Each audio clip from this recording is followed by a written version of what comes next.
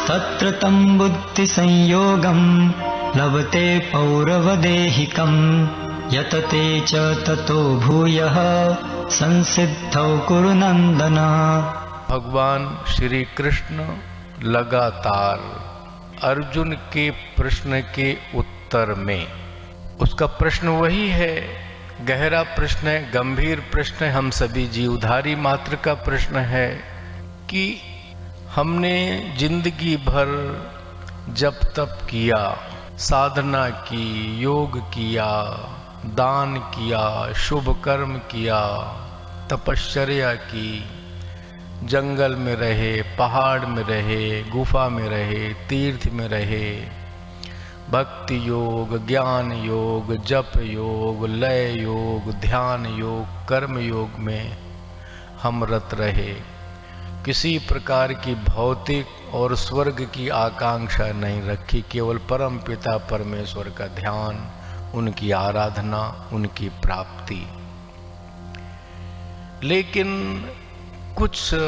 हो सकता है, कुछ कारण, कुछ शेष कर्म रहे हों, साधना कुछ शेष बची हो, समत्व बुद्धि में, समत्व योग में पूर्णतया प्रस्थापित न हो पाए हों।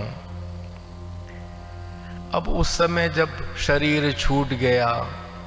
बेहोशी की अवस्था में तो क्या होगा, ऐसे प्रश्नों का उत्तर अब इसमें कह रहे हैं कि जो उसके पास कर्म योग, भक्ति योग, ज्ञान योग, जप योग, ध्यान योग, लय योग, सभी योग से प्राप्त जो भी उसके बुद्धि संयोग में संग्रह है, कलेक्शन है, वो उसके साथ संचित है, वो कभी नष्ट नहीं होता, कभी खत्म नहीं होता। केवल ऐसा मानिए कि बस जैसे हम लोग रात्रि में सोते हैं, सुबह जगते हैं,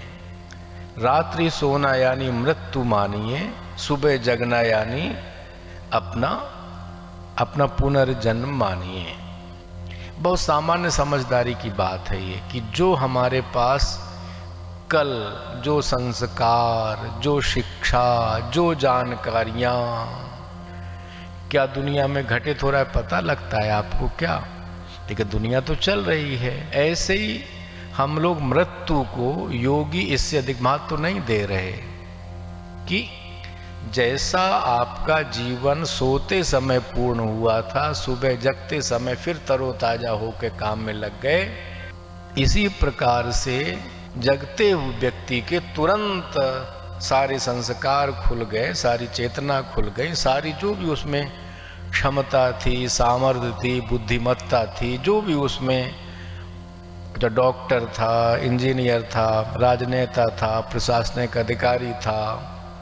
दार्शनिक था, चिंतक था, लेखक था, चाहे बौद्धिक, जितने प्रकार की शक्तियाँ थीं उसमें सब खुल करके सवेरे फिर सामने आ गई।